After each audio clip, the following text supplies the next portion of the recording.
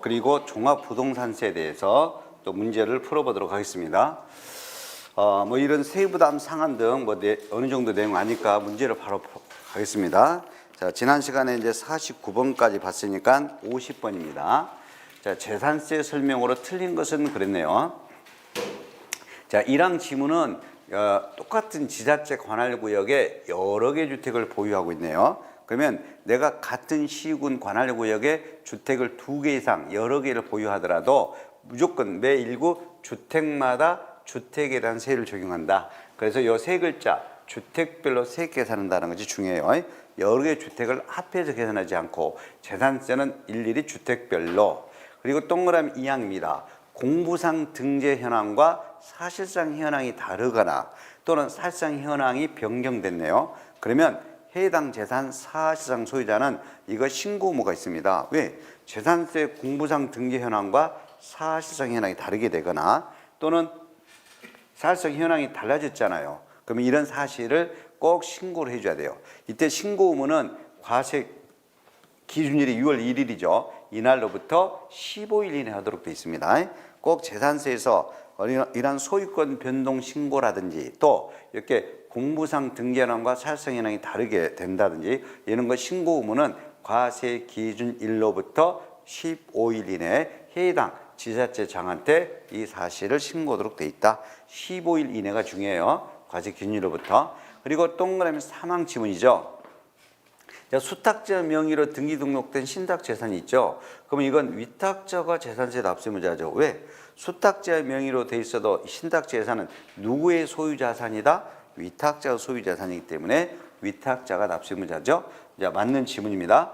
동그라미 4항 지문이죠. 자, 지자체 장이 재산세는 과세 표준과 세금을 직접 결정합니다. 무조건 고지서 발급에 징수되죠. 보통인수 방법이죠. 보통인수 방법. 4항 지문도 맞죠. 5항입니다. 갑이 토지를 을에게 매도한 후 갑이 을에게 매도했어. 근데 을이 소유권 이전 등기를 하지 않았네.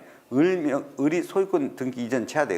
을명의로. 그러면 사실상 소유자는 을이므로 여기까지는 맞아. 을이요. 그런데 갑의 소유권 변동 신고 여부에 관계없이 토지분 재산세 납세 의무자는 사실상 소유자인 을이다. 여기가 틀렸어요. 소유권 변동 신고의 여부에 관계없이. 우리는 분명히 이런 말을 했어요. 그럼 6월 1일 이전에 매매 등으로 소유권이 변동됐단 말이야. 그럼 소유권이 변동됐더라도 이 공부상 소유자가 매도인 명의로 돼 있어. 그러면 공부상 소유자는 이 사실을 신고를 해줘야 돼. 만약 신고되지 아니하여라고 그래. 신고되지 아니하여 사실상 소유자가 알 수 없는 경우에는 공부상 소유자이다 그래야 돼. 보세요. 소유권 변동 신고를 하도록 돼 있고 소유권 변동 신고를 하지 아니하여 사실상 소유자가 알 수 없으면 누가 납세 의무자다? 공부상 소유자다. 그런데 소유권 변동 신고의 여부에 관계없이 무조건 사실상 소유자다. 그러면 틀려요. 소유권 변동 신고를 하지 아니하여 사실상 소유자가 알 수 없을 때는 누가 납세 의무자가 된다? 공부상 소유자가 납세 의무자가 된다. 그래서 5번이 틀렸습니다. 소유권 변동 신고의 여부에 관계없이 여기 틀렸다는 거죠. 신고되지 아니하여 사실상 소유자 알 수 없다. 그러면 그때는 공부상 소유자가 돼야 돼. 자, 그래서 5번이 정답. 그 다음에 우리 51번 다음 문제를 보겠습니다. 자, 재산세 부가징수에 관한 설명으로 틀린 것인데, 자, 납세지 관할 지자체장이 재산세를 고지합니다. 고지할 때 토지에 대한 재산세는 꼭 한 장으로 세금 고지한다. 근데 토지가 제외된 나머지 이제 건축물, 주택, 선박, 항공기는 구분해서 자, 물건별로 일일이 고지서가 발급돼요. 그런데 물건의 종류별로도 고지서를 발부할 수 있다. 중요한 것은 토지가 한 장으로 고지하고 나머지는 물건마다 또는 물건의 종류별로 고지서를 발급할 수 있죠. 자, 그리고 동그라미 2항은 재산세가 경감이란 말이에요. 경감이라는 것이 일부가 감면받아. 그럼 여러분들이 만약에 일부가 감면받으면 특히 이제 토지예요, 토지. 토지는 이 감면, 경감 대상 토지의 과세 표준에다가 경감되는 토지 과세 표준에다가 요 일부가 경감되니까 경감비로 곱해요. 그러면 경감비율을 곱한 금액을 우리가 경감액이에요. 경감액. 그 경감액은 뭐 한다? 당연히 뭐 한다? 공제해가지고 세율을 적용해야 된다 이거에. 공제해가지고. 당연히 자 어떤 토지가 있어. 어떤 토지가 1억짜리 토지가 있는데 30%가 경감비율이네. 그러면 경감비율이 30%네. 그럼 1억짜리 토지 경감이 30% 되네. 그러면 얼마를 3천만 원 경감액 3천만 원을 해당 토지 과세표준에서 전체 토지가액에서 경감 비율에 해당하는 이 토지가액을 빼가지고 과세표준에서 세를 곱해야 돼. 어려운 거 아니야. 일부 감면받게 되면 그 감면되는 경감되는 비율을 곱한 가액을 해당 과세표준에서 뭐 한다? 빼가지고 세율을 곱하게 합니다. 오케이? 경감되는 토지가액은 빼줘서 세율을 적용한다라고 마시면 돼. 여기 공제란 말이 중요해. 경감비율을 곱한 금액만큼을 공제해가지고 세율을 적용한다. 맞아요. 동그라미 3항입니다. 주택에 대한 재산세 납세지는 주택 소재주로 가야 되거든. 재산세는 예. 주택 소재주로 가야 되는데 주택 소유자 주소지로 돼 있죠. 정답은 3번입니다. 주택 소재지로 한다 그래야 돼요. 주택의 소재지로 해야 된다. 재산세는 무조건 재산 소재지예요. 주소지로 가면 틀려버리죠. 정답은 3번입니다. 똥은 4번이죠. 똥 4번 지문. 이제 여러분들 신탁재산은 분명히 수탁자 명의로 돼 있어도 위탁자가 재산세 납세 의무자입니다. 그런데 위탁자가 재산세 등을 체납을 하더라 이거예요. 그래서 위탁자의 재산으로도 그래. 위탁자의 재산으로도 징수할 금액에 미치지 못한다. 한마디로 위탁자 재산으로도 징수할 수가 없게 되더라 이거야. 그럴 때는 수탁자가 그랬어. 수탁자는 그 맡겨놓은 신탁 재산으로서 위탁자의 재산세 등을 납부할 의무가 있습니다. 결론은 수탁자 명의로 된 신탁 재산은 위탁자가 납세 의무자인데 위탁자가 재산세 등을 체납해서 위탁자로부터 받을 수 없으면 징수할 금액에 미치지 못하면 누가 수탁자가 신탁 재산으로 위탁자 재산세 등을 납부할 의무가 있다. 이게 종합부동산세도 적용한다고 써놔요. 종합부동산세도 적용이요. 그러면 종합부동산세도 위탁자가 납세 의무자인데 위탁자의 재산으로도 체납된 종합부동산세 등을 징수할 수 없게 되면 누가 수탁자가 그 맡겨놓은 신탁주택이나 신탁토지 등으로 종합부동산세도 납부할 의무가 있다. 위탁자가 못 내게 되면 수탁자가 납부할 의무가 있다. 무엇과 무엇에 대해서? 재산세와 종합부동산세에 대해서. 오케이. 이런 거 우리가 수탁자의 물적 납세 의무라고 그래요. 이건 이제 한 2년 전에 신설이 된 겁니다. 그 다음에 동그란 5번입니다. 자, 수없이 많이 나온 거. 재산세 고지서 한 장당 세금이 2,000원 미만 해당 재산세를 징수하지 아니한다. 이를 여러분들 소액징수 면제라고 지난번에도 설명을 했습니다. 맞는 지문이 되죠? 그래서 틀린 것은 몇 번이 틀게 됩니까? 3번이 틀리겠죠. 그 다음에 다음 문제 52번 보겠습니다. 자, 재산세 부가징수 설명으로 틀린 거 그랬네요. 자, 여러분 주택의 재산세 세금이 50만 원 이하면 납기를 7월 달에 한꺼번에 부가징수한다. 1번이 무조건 틀렸네. 여러분 20만 원 이하가 될 때만 7월 달에 한꺼번에 부가징수할 수 있다요. 할 수 있다요. 꼭 해야 된다는 것도 아니야. 조례 정해서 할 수가 있는 거예요. 20만 원 이하로 될 때만 7월 달에 한꺼번에 부가징수할 수 있어요. 20만 원 초과되는 50만 원으로 주어지면 20만 원 초과 금액이면 무조건요. 따지지 말고 2분의 1씩 나눠서 징수됩니다. 50만 원이면 2분의 1씩 나눠서 징수가 돼야 돼. 20만 원 이하가 될 때만 7월 달에 한꺼번에 부가징수할 수 있어요. 1번이 틀렸습니다. 그 다음에 동그라미 2번. 재산세 징수할 때 늦어도 납기 개시 며칠 전까지 5일 전까지 고지서 발급. 각각 구분해서 고지해야 돼. 구분해서 토지, 건축물, 주택, 선박, 항목이 따로따로 구분해가지고 납세 고지서를 늦어도 납기 개시 5일 전까지 발부해야 되죠. 이렇게 고지서가 발급해서 징수된다. 재산세를 이걸 6글자로 보통 징수 방법이잖아요. 보통 징수 방법이네요. 자, 그 다음에 동그란 3항입니다.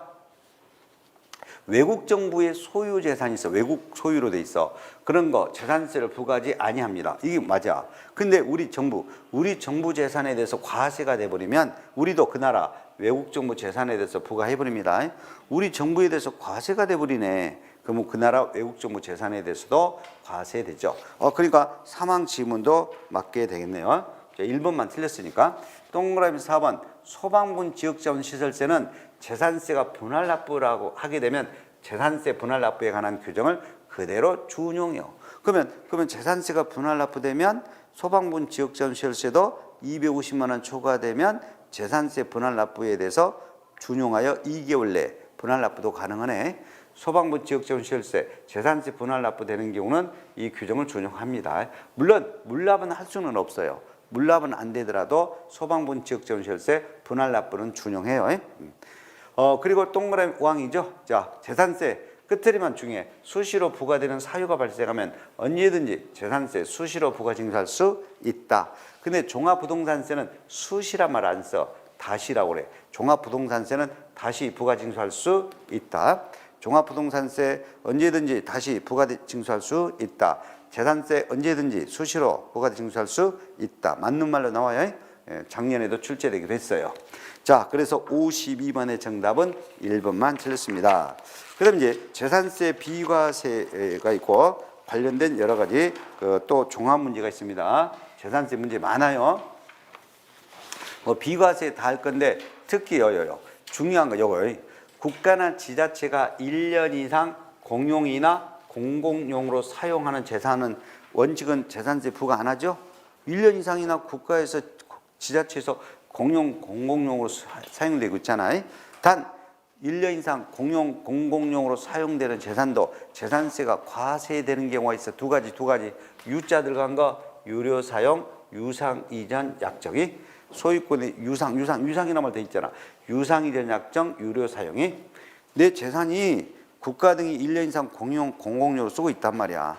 근데 유료로 사용된다. 유상 이전 약정한 경우다. 이런 경우는 재산세 부과돼요. 부과됩니다. 부과된다. 자, 이것 외에도 뭐 비과세 내용 많잖아요. 비과세 내용 많은데 요거요. 동그라미 2번 잘 낸단 말이에요. 이거 동그라미 2번. 군사시설 보호구역 중에서 통제보호구역 안에 있는 토지는 원래는 비과세요. 근데 통제보호구역에 있는 토지에서 4개만 재산세 돼. 4개. 전답, 과수원, 대지. 이건 사용하고 있잖아. 군사시설 보호구역에서 민간인 통제보호구역이요. 이 민간인 통제보호구역에 잘못 들어갔다간 총 맞아 죽어요. 그래서 통제보호구역에 있는 임야 등 같은 이런 토지 등은 비과세를 해줍니다. 다만 농사 짓고 있다 이거야. 전답, 과수원, 농지와 대지는 과세로 가야 돼. 과세로 가야 되죠. 나머지 여러분들이 이제 어느 정도 알고 있으니까 이 내용은 여러분들이 원래는 내가 이걸 강의하려고 이 내용을 적어놓은 게 아니고 원래는 이제 문제만 해야 되는데 근데 여러분들이 꼭 다시 한번 또 다시 한번 이렇게 풀어주라는 그런 의미로 내용을 정리해놨단 말이야. 그래서 꼭 나중에 이 내용을 정리해서 다시 또 문제를 자꾸 풀어주셔야 돼요. 그러면 이 안에서 다 걸리게 돼 있어. 그러니까 자꾸 풀어주셔야 돼요. 자, 그러면 지금부터 이제 또 재산세에 대한 문제를 또 많이 풀어볼게요. 많아요, 지금 재산세 문제가. 진짜 53번 다음 중 지방세법상 재산세 비과세 대상이 아닌 것. 그럼 과세되는 걸 찾아야 되는데 비과세 대상이 아닌 것. 자, 임시행장 등 임시로 사용하기 위한 임시건축물이네. 그러면 잠깐 동안 있는 임시건축물에다가 재산세 부과해버리면 화딱지나죠? 화 안 날까? 나지. 그래서 임시행장 등 공사현장 사무소 등 또는 분양사무소 등 이런 임시건축물에 대해서는 재산세 부과 안 돼. 단 1년 미만만 돼야 돼. 1년 미만 상태로 돼야 돼. 1년 미만 임시건축물은 재산세가 부과되지 않는다. 1년 이상이면 과세돼. 1년 미만 임시건축물. 1년이 안 지났단 말이야. 그 다음에 동그라미 이번은 철거되는 철거 명령을 받은 건축물 등 철거되기로 확정된 거. 건축물의 주택이요. 근데 이 주택이 철거 명령 받았다면 여러분들 거 주택이 철거 명령 받았다? 곧 철거될 거예요. 철거 명령 받은 건축물이 주택이니까 철거될 거 아니야. 근데 주택은 철거될 때 뭐만 철거돼? 건축물만 철거되지 땅은 철거 안 돼. 그러니까 철거되는 건축물만 비과세해 주는 거예요. 땅 대지는 철거 안 돼. 대지는 과세돼. 그러면 아무리 주택이 철거 명령을 받았다 하더라도 그 주택 그 대지는 뭐 한다? 세금 재산세가 과세로 가야 돼. 예? 예, 철거되는 주택의 건축물은 비과세예요. 그러면 땅은 꺼지기는 하더라도 땅이 건물처럼 철거돼 가지고 없어지지는 않아. 땅은. 그래서 땅이 건물처럼 철거돼 가지고 없어진다 이런 말을 하고 다니는 사람을 우리는 그 사람을 미친 사람이라고 해. 미친 사람이 그렇죠? 예. 땅은 철거되지 않아요. 그러니까 주택이 철거 명령 받더라도 건축물만 비과세 받지 대지는 과세로 가야 돼. 대지로 나오면 또랑 같은 거 국어 등 이런 거 다 비과세가 되죠. 자, 국어 등 비과세 됩니다. 이거 농업용 국어 등 또는 자연유수 배수 처리 국어 등 또랑이 국어죠. 무조건 비과세가 되는 것이죠. 비과세가 된다. 그 다음에 동그라미 사항 지문은 군사시설 보호구역으로 돼 있네. 통제 보호구역에 농사 짓는 전답 과손 대지네. 이건 과세지. 이건 과세돼. 정답은 4번이죠. 예, 통제 보호구역에서 전답 과손 대지를 제외한 그런 임야 등이 비과세되고 이 네 가지가 오히려 과세되죠.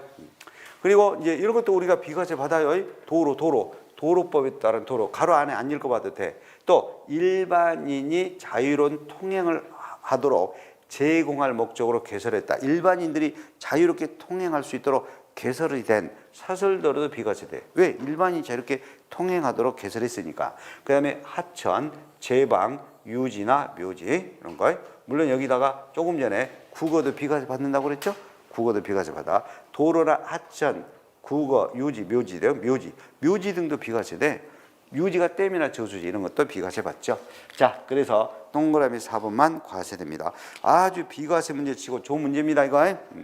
여기 있는 문제는 하나도 빠짐없이 자꾸자꾸 풀어야 돼. 자, 그 다음에 54번 보겠습니다.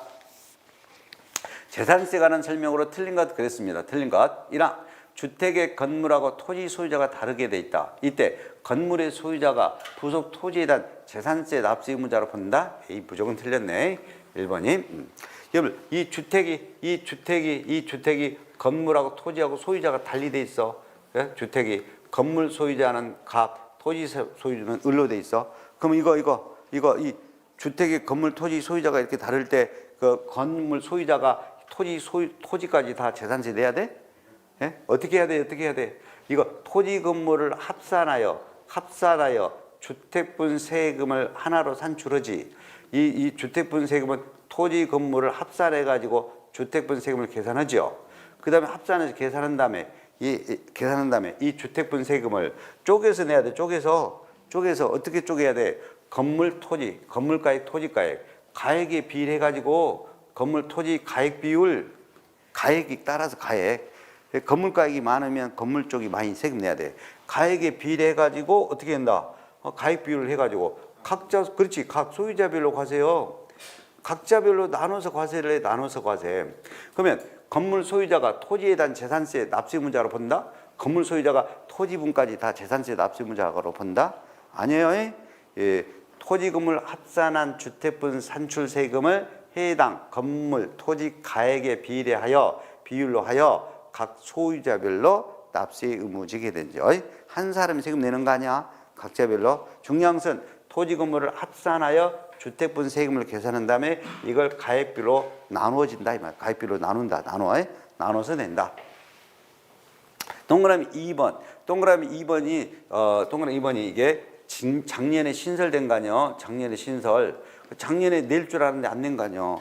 자, 여러분들 건축물에서 허가 등이나 사용 승인을 받지 아니하고 주거용으로 사용하는 면적이 전체 면적의 100분의 50 이상이나 돼. 주거용으로 100분의 50 이상을 사용해. 그러면 원래는 전체를 주택으로 봐야 돼. 원래는. 그런데 허가 등을 받지 아니하고 사용하더라 이거요. 사용 승인을 받지 아니하고 사용해. 이런 경우는 주거용으로 100분의 50 이상이 쓰더라도 전체를 뭘로 보지 아니한다? 전체를 뭘로 보지 아니한다고 써줘야 된다? 주택으로 보지 아니한다고 써줘야 돼. 원래는 다시 말하지만 일구 주택에서 주거와 주거 외의 용도랑 같이 쓰여지고 있으면 주거용이 100분의 50 이상이 쓰여지면 원래는 이거 전체를 주택으로 본단 말이야. 근데 허가등을 받지 아니하고 사용하잖아. 허가등을 안 받고 무허가로 사용 승인을 받지 아니하고 사용하잖아. 이런 경우는 주거용으로 100분의 50 이상이 쓰더라도 전체를 주택으로 와요. 본다, 보지 아니한다. 보지 아니한다로 써줘야 돼. 본다 그러면 틀려. 2번 맞아. 3번 재산세 납세지는 다 무조건 재산 소재지요. 주택, 건축물, 토지 등 그 소재지에서 내는 것이지 사람 주 소재에서 내는 거 아니에요. 3번도 맞는 질문. 동그라미 4번입니다. 동그라미 4번.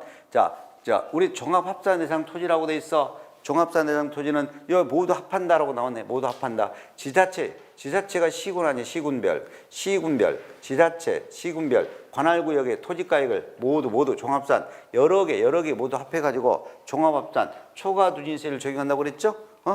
지난 시간 했잖아요. 종합산대상 여러 개 토지를 합해서 초과누진세율이다. 지자체별로 합한 금액 초과누진세율이다. 그리고 동그라미 5학년 국가나 지자체가 1년 이상 공공용으로 사용되는 재산은 재산세를 부과하지 아니한다. 비과세.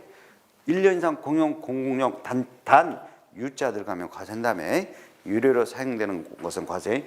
돈 받고 사용되는 유료로 사용 부분은 제외요. 제외란 말은 과세하겠다 이거예요. 비과세에서 제외해 주겠다. 원래는 비과세다. 근데 유료로 사용되는 것은 비과세에서 제외된다. 과세된다는 소리죠.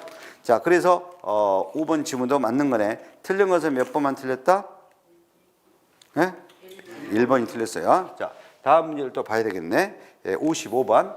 자, 재산세 납부에 관한 설명 틀리는 것. 그래서 1화 건축물 선반공이 7월 달에 되지 뭐. 건축물 선반공이 매년 7월 16일에서 7월 31일까지가 납기죠. 자, 우리 페이지 45쪽이 55번입니다. 자, 여기 보세요. 다 거기 써져 있으니까. 그 다음에 동그라미 2번이죠. 자, 주택의 재산세 납기는 20만 원 초과이다. 빗줄. 그러면 20만 원 초과되면 주택의 재산세는 2분의 1이 7월 16일부터 7월 달. 나머지 2분의 1은 9월 16일부터 9월 말까지. 주택의 재산세가 무조건요. 20만 원 초과됨. 그러면 2분의 1씩 무조건 나눠서. 무조건요. 주택 재산세 20만 원 초과. 무조건 2분의 1은 7월 달. 나머지 2분의 1은 9월 달에 내야 됩니다. 자, 그리고 동그란 3항이죠. 다가구 주택이죠. 다가구 주택 재산세에서 다가구 주택이 나오면은요 아파트랑 동일하게 생각하시면 돼. 아파트와 동일하면 돼. 그럼 아파트 옆집 우리 집 분리돼 있지. 옆집하고 우리 집하고 구분돼 있잖아. 구분 사용할 수 있도록 분리돼 있잖아요. 그럼 옆집도 주택으로 치고 우리 집도 주택으로 치죠. 그래서 마찬가지요. 이 일가구가 독립하여 구분 사용할 수 있도록 이 다가구 주택이 분리돼 있다. 그러면 분리되어 있는 매 일구 주택으로 본다. 분리된 것마다 매 일구 주택으로 본다 이거예요. 아파트 옆집 우리 집 분리돼 있죠. 옆집도 주택으로 보고 우리 집도 주택으로 보고 각각 주택으로 본다 이거예요. 분리된 부분을 매 일구 주택으로 따로 본다. 분리된 것을 매 일구 주택으로 본다. 이게 중요합니다. 그래서 동그라미 3항 지문 맞네요. 동그라미 4항 지문이죠. 자, 똑같은 시군 지자체 관할구역에 2개 이상 주택을 소유하고 있다. 이거 2개 이상 주택을 갖고 있네. 여러분들 남양주시에만 주택을 몇 채 가지고 있어? 실제로 말을 해요 저한테. 다른 데 안 알려줄 테니까. 여러분들 3채 가지고 있어도 무조건요 여러 개 주택을 합해서 계산하면 큰일 나. 무조건 매 일구 주택마다 계산해야 돼. 여러 개 주택을 모두 합한 금액. 정답은 4번이 틀렸습니다. 이걸 3글자 써놓으면 돼. 주택별로 그러면 돼. 주택별로 각각 세 계산해. 주택별로 각각 세 계산해 줘야 돼요. 주택별로 각각 세 계산이지 여러 개 합해서 계산한다. 4번이 정답이 됩니다. 동그라미 5항은 수탁자 명의로 등기 등록된 신탁 재산이죠. 이거는 이 수탁자 명의로 등기 등록된 신탁 재산이요. 그러면 꼭 수탁자야 돼, 빗줄. 수탁자는 자기 명의로 돼 있잖아. 자기 거요, 맡긴 위탁자 거요. 위탁자 거니까 신고 의무가 있어. 내 거 아니다. 내 명의로 돼 있을 뿐이지 누구의 위탁자의 누구의 재산이다라고 과세 기준일인 6월 1일부터 15일 내에 신고를 해줘야 됩니다. 수탁자 명의로 되어 있는 신탁 재산은 누가 신고 의무가 있다. 누구한테? 수탁자에게 신고 의무가 있다니까.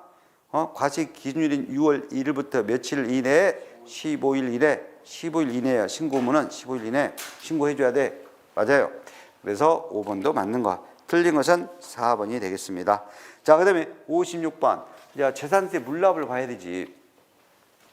물납에 관한 설명으로 틀린 것이네요. 물납. 자, 여러분 서울특별시 강남구하고 수원시에, 경기 수원시에 부동산을 각각 소유하고 있어. 내가 이랬으면 좋겠네. 강남에도 부동산이 있고 수원시도 있네. 경기도 수원시에. 이때 나는 수원시 소재 부동산에 대하여 부과된, 수원시 소재 부동산에 대해서 부과된 재산세 물납은 해당 수원시 내에 소재하는 부동산만 가능하다. 맞네? 예? 수원시의 재산세를 강남거 주택으로 낼 수는 없어요. 수원시 소재 부동산에 대한 재산세는 수원시 소재 부동산만 물납이 가능하다 이거지. 자, 그 다음에 동그라미 2항은 물납하였을 때라는 것은 언제가 물납하였을 때냐. 부동산은 등기 필증을 발급받은 때. 부동산은 소유권 변동이 뭘로 일어나? 등기 필증으로. 등기 필증이 발급받은 때가 물납이 된 거야.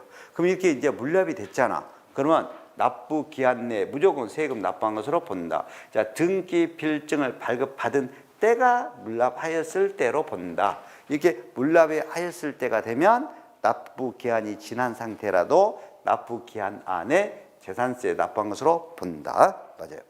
그 다음에 동그라미 3항이죠.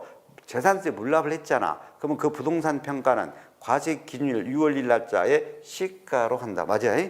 과세 기준일 현재 시가지. 만약에 여기를 물납 허가일 현재 시가로 해버리면 틀려버려. 물납 허가된 날에 현재의 시가로 이렇게 넣으면 틀린 설명이다 하는 거예요. 틀린 설명이요. 왜 그러냐면 재산세는 과세 기준일 6월 1일 날짜 재산가액에 의해서 재산세가 계산했기 때문에 물납되는 그 부동산도 원칙적으로 똑같이 재산세 과세 기준일 현재의 시가로 평가하는 것이 원칙이에요. 그래서 3항 지문 맞고 동그라미 4항 혹시라도 이런 거 물납 부동산의 시가로 보는 가액이 2 이상이 있을 수가 있어. 그러면 시가로 보는 것이 2개 이상이 있으면 자, 재산세 과세 기준일인 6월 1일부터 가장 가까운 날로 가야 돼. 가장 가까운 날. 과세 기준일로부터 가장 가까운 날에 해당하는 가액으로 해야 돼. 될 수 있으면 뭐요? 과세 기준일로부터 가장 최근 거에 가장 최근 거, 가장 가까운 날에 시가에 해당하는 가액으로 한다. 시가로 보는 것이 2개 이상이 있게 되면 그렇다는 거지. 가장 가까운 날 거로 하면 돼요. 4번 지문도 맞는 것이 되겠습니다. 그럼 5항 지문 봐야 되겠네. 자, 5항 지문. 자, 내가 물납을 신청했는데 부동산 물납 신청했는데 허가를 못 받았네. 불허가 통지를 받았네. 허가 못 받았다. 불허가 통지 받았다. 그러면 해당이요. 해당 시군구 다른 부동산으로 변경 신청이 가능해요. 가능하는데 허용되지 않는다라고 돼 있어. 오로지 금전으로만 납부해야 된다. A 5번이 틀렸습니다. 같은 시군구 소재하는 같은 시군구 안에 소재되는 다른 부동산으로 변경 신청할 수가 있다요. 같은 시군구 다른 부동산으로 뭐가 가능해? 변경 신청이 가능해요. 근데 변경이 신청 허용되지 않으며 여가 틀렸습니다. 정답은 5번이 되겠네요. 자, 56번 봤습니다. 그 다음에 57번. 자, 재산세에 대한 설명입니다. 틀린 것 그랬네요. 틀린 것 그랬습니다. 자, 1항. 재산의 소유권 변동이 일어났습니다. 또 재산의 변동 사유가 소유권 변동, 과세 대상 재산의 변동 사유가 발생했습니다. 이런 거 또 과세 기준일 현재 등기 등록이 되지 아니한 그 재산의 공부상 소유자는 당연히 신고 의무가 있습니다. 무조건 재산세에서 신고는 과세 기준으로부터 15일 이내라는 거죠. 15일 이내. 해당 재산 소재지 시장 군수 관할 지자체장에게 이 사실을 알 수 있는 자료를 갖추어서 신고가 돼야 됩니다. 하여튼 결론은 이거. 재산의 소유권이 변동됐다. 매매 등으로 소유권이 변동됐다. 상속 개시됐다. 또 수탁자 명의로 된 신탁재산 등이 있다. 종종 소유재산이 있다. 이런 것들을 다 뭐한다? 신고할 의무가 있는 거예요. 신고할 의무가 있어요. 그런데 신고는 언제까지 준다? 과세 기준일로부터 15일 이내다 하는 거예요. 15일, 과세 기준일로부터 15일. 여기를 사유 발생일로부터 15일 이내로 돼야 되는데 혹시 과세 기준일로부터 10일 이내로 돼야 되는데 뭐 사유 발생일로부터 20일 이내 재산세 소유권 변동 신고 그러면 틀려버립니다. 틀려버려요. 무조건 재산세에서 소유권 변동 등 신고 의무는 과세 기준일로부터 15일 이내다라는 것. 그리고 동그라미 2번은 이미 설명했어요. 제일 끝들이 재산세 수시로도 부과될 사유가 생기면 언제든지 수시로도 부과 징수할 수 있다. 수시로 부과 징수할 수 있다. 맞게 나옵니다. 그 다음에 동그라미 3번 재산세 250만 원 초과되면 자 신청해야 돼. 그래서 일부 250만 원 초과되면 재산세 일부를 납부기한 지난 날로부터 몇 개월이요? 2개월 내에 뭣도 가능해? 분할 납부하게 할 수도 있죠. 종합부동산세는 250만 원 초과 6개월 이내에 재산세는 250만 원 초과 2개월 이내에 종합부동산세는 6개월 이내로만 바뀌면 돼요. 사망 지문도 많네요. 그 다음에 동그라미 사항 지문.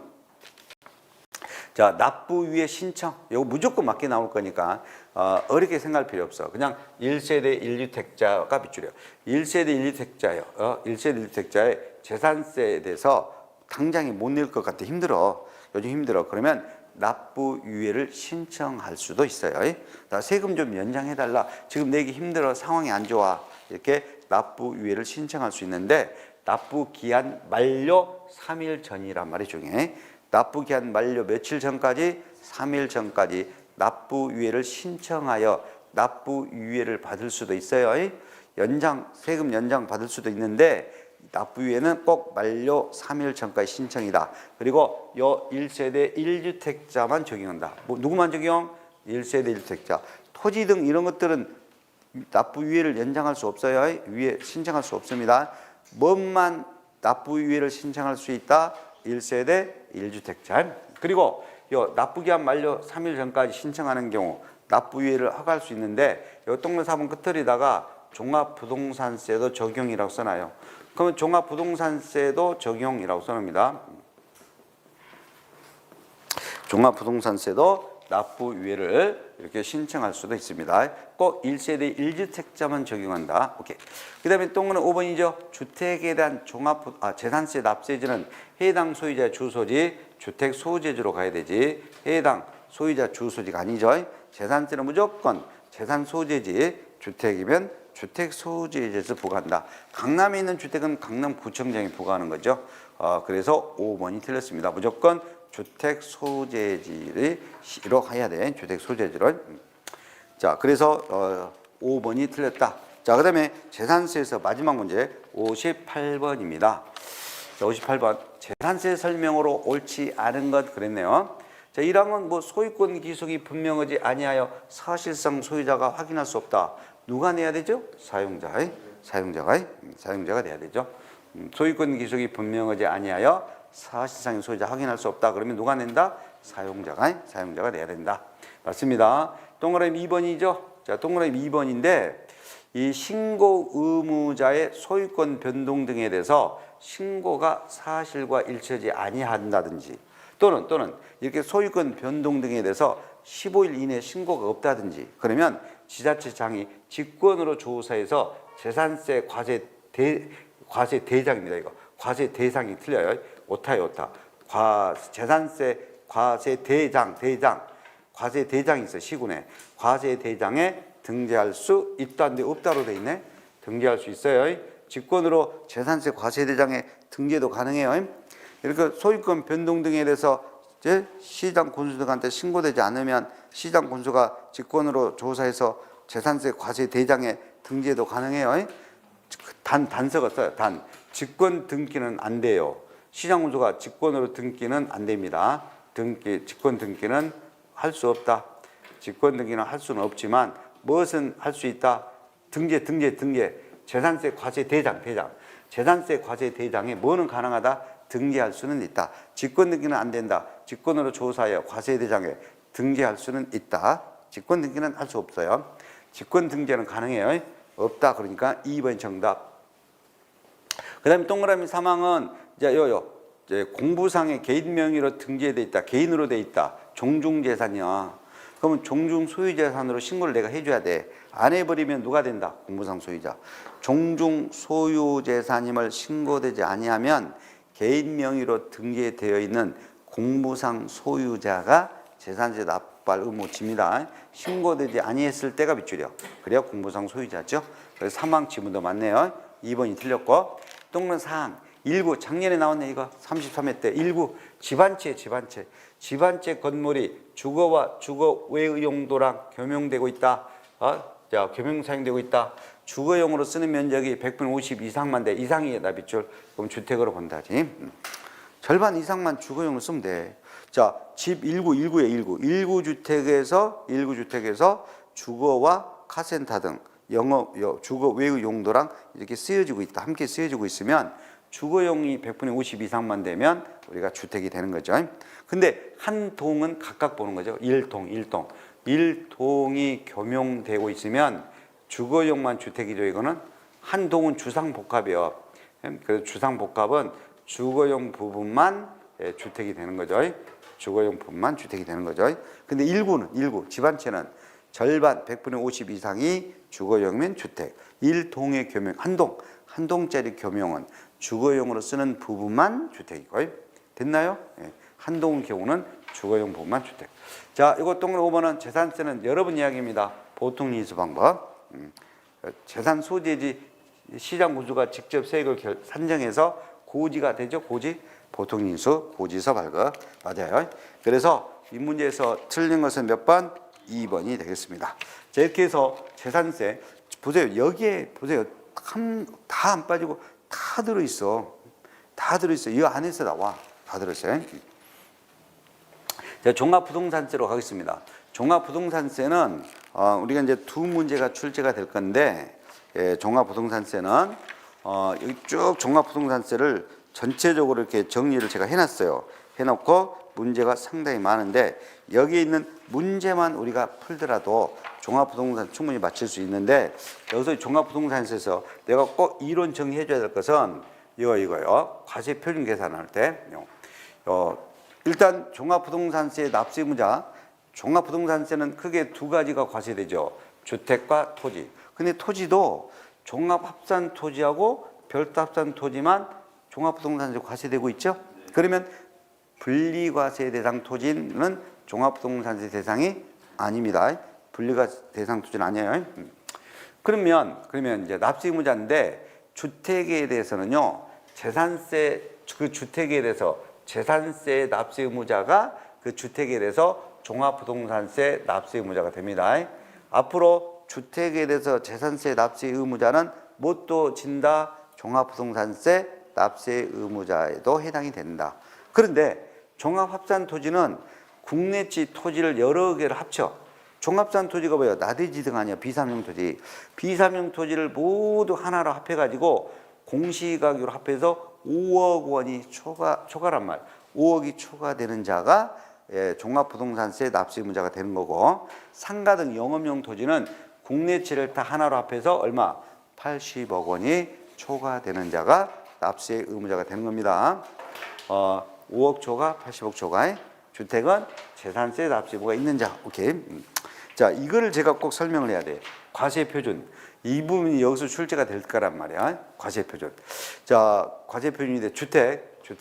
보통 이제 주택인데, 일반적으로 우리는 주택은 개인 거예요. 개인 겁니다. 개인 소유 주택이요. 개인 거. 일반적인 경우는 그 사람 거 국내 소재 주택 가격을 공시가격으로 주택 가격을 모두 하나로 합해. 그러면 내 거 주택 가격이 국내지를 다 하나로 계산해 봤어. 그랬더니 20억이네. 요 20억은 또 집에서 어디 가서 나왔냐 하지 말고 그냥 합했더니 20억 나왔다고 해봐. 그럼 이거 중에 9억을 뺀다는 것이 중요해. 9억을 뺀 금액에다가 공정시장가액 비율 100분의 60으로 곱합니다. 100분의 60으로 곱해요. 그러면 내가 20억에서 9억을 빼면 11억에다가 60으로 곱하면 얼마? 6억 6조. 그럼 6억 6천만 원 이렇게 나온다 이거야. 이렇게 계산합니다. 이렇게 9억 공제한다는 거야. 근데 1세대 1주택은 12억을 공제한다는 거야. 1세대 1주택은 얼마 공제한다? 단독 소유로 돼 있으면 12억을 공제한 다음에 공정시장가의 비율 100분의 60으로 곱합니다. 그러면 봐요. 우리가 9억이 공제됩니다. 2개 이상 주택이면 합해서 9억을 공제. 1세대 1주택 단독 명의로 돼 있으면 12억을 공제해서 60% 곱하기. 그럼 9억이나 12억을 빼줘야지. 빼다 보면 0보다 작을 수가 있지. 무조건 0으로 본다요. 0보다 적은 경우에는 얼마로 한다? 이렇게 계산했더니 0보다 적어. 그럼 얼마로 한다? 0으로.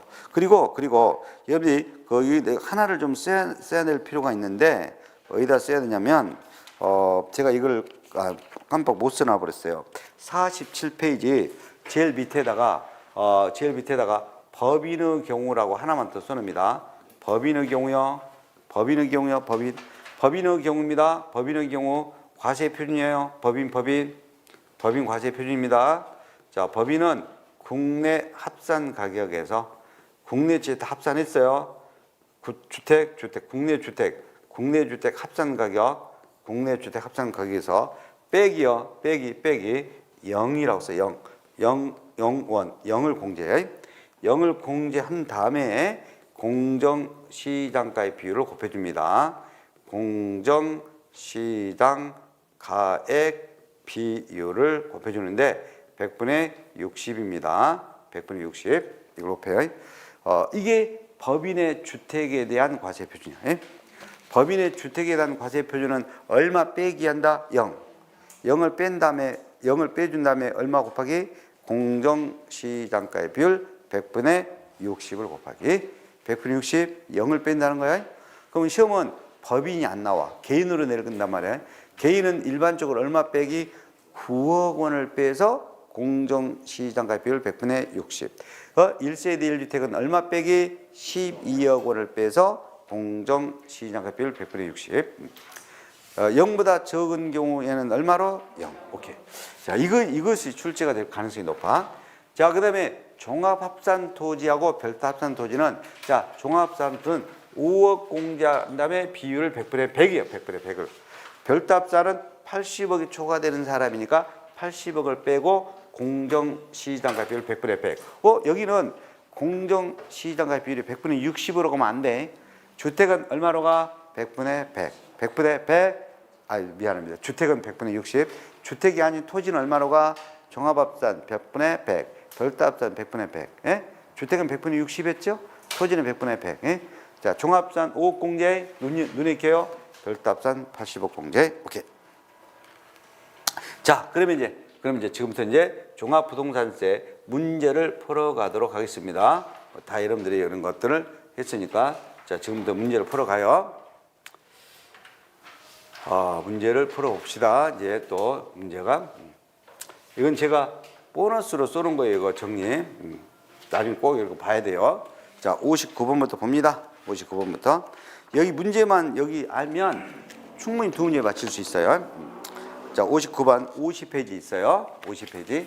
자, 종합부동산세 과세 대상에 해당하는 거. 종합부동산세 과세 대상에 해당하는 거.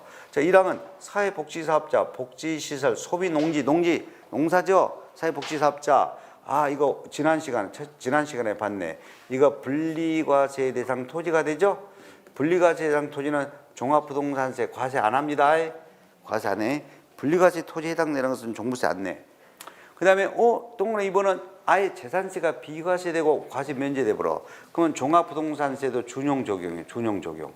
그러면 재산세가 비과세 받거나 과세 면제돼버리면 종합부동산세도 준용되어서 비과세 면제돼버려. 종부세도 안 나와버려. 면제돼버려. 재산세가 면제돼버리면. 그 다음에 3번은 군적에 실제 영농에 농사 짓고 있고 개인 소유 농지잖아. 그러면 당연히 이것도 분리과세 대상이네. 분리과세 대상에 농사 짓고 있는 토지 종부세 안 나와. 이거 분리과세 대상 토지. 농사 짓는 토지는 종부세 안 나와. 재산세만 내면 돼. 4번 해운조 골프장 건축물이나 고보락장 건축물. 건축물은 절대 종부세 안 내. 건축물은. 어떤 건축물이 되든. 주택에 대해서만 종부세 되지 상가 건축물, 공장 건축물, 해운조 골프장 건축물, 창고 건축물. 건축물에 대해서는 종부세 안 내는 거예요. 건축물에 대해서는. 그럼 뭐 답이 5번이겠네. 답이 5번. 자, 답이 5번은 요 차고용 토지네. 차고용 토지는 별도합산 대상이에요, 이거. 그러면 차고용 토지 별도합산 대상은 80억이 초과되면 종부세 내야 돼. 80억이 초과되면 얼마가 돼? 100억이네. 100억. 그럼 80억 초과네. 별도합산 토지 80억이 초과됐네. 초과되는 초과 토지네. 그럼 80억이 초과되는 토지는 종합부동산세 내야 돼. 차용 토지 별도 합산 대상이다. 100억 원이나 되네. 80억 초과되네. 종합부동산세 과세되네요. 5번이 과세가 됩니다. 60번입니다. 자, 60번. 자, 종합부동산세 설명으로 틀린 것은 그랬네요. 60번. 종합부동산 설명으로 틀리는 것. 자, 동그라미 1항은 혹시 여러분들 생각날 건데, 1세대 1주택이야. 1세대 1주택이야. 근데 부부가 공동명의로 돼 있어. 그럼 부부가 공동명의로 돼 있으면 종합부동산세는 각자별이요. 그러면 남편도 자기 지분의 주택가격에서 9억을 공제해. 그 다음에 아내도 자기 지분의 주택가격에서 또 9억을 공제받아. 그러면 부부가 공동명의로 되면 각자 지분에서 9억씩을 공제받기 때문에 최대 18억까지 공제받을 수가 있어. 그래서 부부로만 공동명의로 된 1세대 1주택은 각자 9억씩에서 18억까지 공제받을 수 있기 때문에 연령별 세액공제나 보유기간별 세액공제 혜택을 받을 수가 없어요. 근데 1세대 1주택자로서 부부로만 오로지 공동명의로 돼 있어. 그 배우자와 오로지 공동명의로 돼 있고 그리고 다른 주택을 소유하지는 않고 있어. 그러면 공동명의 1세대 1주택을 혼자 단독명의 1세대 1주택자로 신청하여 할 수 있습니다. 그러니까 부부 공동명의 된 1세대 1주택자는 각자별로 납세 의무자가 되다 보니까 연령별 세액공제 등을 받을 수가 없다니까. 근데 부부로만 오로지 공동명의로 된 1세대 1주택만 소유하고 있어. 그러면 1세대 1주택자로 신청하여 납세 의무자로 할 수 있다 이거예요. 한 사람 납세 의무자 1세대 1주택자로만 다 신청하여 납세 의무자로 할 수 있다. 신청하여. 그럼 언제까지 신청해야 되냐? 9월 달에 신청한다 이 말이야. 종합부동산세 신청은 언제 신청한다고? 9월 16일에서 9월 30일까지 신청합니다. 여러분들 1세대 1주택 공동명의를 1세대 1주택자 단독명의로 납세 의무자로 신청하여 할 수가 있어요. 언제 신청해야 된다? 언제까지? 9월 16일에서 9월 30일까지 신청해가지고. 그리고 동그라미 2항은 어려운 지문인데 동그라미 2항은 무조건 세부담 상한 따질 때는요 무조건 제일 끝이래요. 제일 끝이. 예, 작년에 이 주택이 있는지 없는지 무조건 불문하고 자, 이거를 좀 설명을 아무리 급해도 해야 될 것 같은데, 자, 우리는 당해 올해 3개 주택이네. A, B, C 요 3개 주택이네. 그러면 올해 당해 3개 주택 갖고 종합부동산세 총세금을 계산했어. 그럼 올해 당해년도 종합부동산세 총세금은 작년치 총세금의 100분의 150이 초과되면 100분의 150으로 해야 돼. 이걸 세부담 상한이라고 그래. 그러면 올해치 3개로 계산했으니까 세부담 상한 작년치랑 세부담 상한을 적용할 때는 작년에도 요 3개 주택이 이 3개 주택이 무조건 뭐예요? 작년에도 3개 주택이 존재한 것으로 보고 존재로 보아 세부담 상한 계산해야 돼. 작년에 주택이 몇 채 있든 간에 올해 3개 주택이었단 말이야. 그럼 이 3개 주택에 대한 종합부동산세가 계산됐으니까 작년치랑 따져서 세부담 상한을 적용받으려면 작년에도 요 3개 주택이 무조건 뭐요? 작년에도 실제로 존재한 것으로 보고 세부담 상한을 계산해라 이거요. 힘들면 요것만 하면 돼. 무조건 맞게 나와. 100% 맞게 나와. 무조건. 올해 해당 연도 과세표준 합산주택 올해 3개 주택을 합산했어. 그러면 해당 연도 과세표준 합산주택이 작년에도 무조건 작년 6월 1일 날 현재도 무조건 요 3개 주택이 무조건 뭐야? 존재한 것으로 보아 계산해라 이 말이야. 올해 거 3개 주택으로 종합부동산세를 계산했으니까 작년치랑 세부담 상한을 따질 때는 작년에도 요 3개 주택이 무조건 뭐 한다? 존재한 것으로 보아 계산해라 이 말이야. 오케이? 무조건 끝들이요. 직전 연도 과세 기준일 현재 이 주택이 존재하는 것으로 보아 세부담 상한을 계산한다.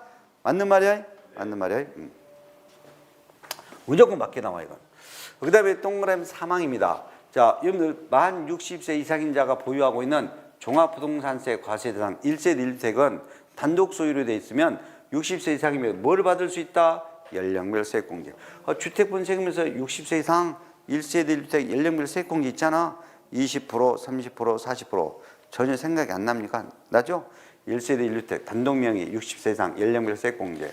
그 다음에 동은 3번 맞고 동 4번. 자, 종합부동산세를 주택 및 토지로 물납의 허용 무조건 틀렸네. 4번이요. 종합부동산세는 물납이 허용이 안 된다니까. 물납이란 게 없어. 동네 5번 이미 설명한 바 있어. 종합부동산세도 끝들이 누락된 거 언제든지 다시 뭐한다? 부가징수할 수 있다. 다시 부가징수할 수 있다 그랬어.